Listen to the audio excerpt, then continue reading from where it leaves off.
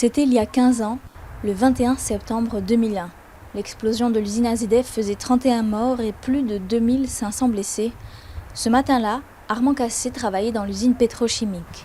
Au moment de l'explosion, à 10h17, il était avec 2 collègues en train de préparer les fabrications du week-end. Il y a eu une première déflagration et je leur ai dit de se baisser.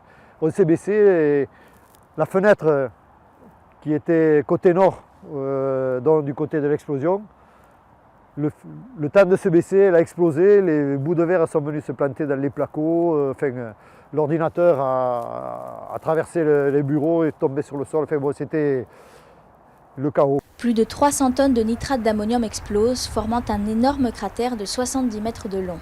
La déflagration est entendue à des dizaines de kilomètres à la ronde. Parmi les victimes, Arlette, la collègue de Brigitte Aubert. Elles avaient changé leur place quelques heures avant l'explosion. Alors il y a la colère, l'injustice, il y a tout ce que vous voulez, mais il y a aussi ma souffrance à moi. Ma souffrance d'avoir eu une vie bousillée, une vie cassée. Parce que avant AZF, j'avais pas de maux de tête, j'avais pas d'appareil, j'avais pas de souffrance, j'avais pas cette culpabilité. Insomnie, acouphènes, perte d'audition, les victimes, comme Brigitte, garderont pour toujours les stigmates de l'explosion. Alors ça, c'est le dernier audiogramme que j'ai passé, 2016, voilà. Ma perte d'audition.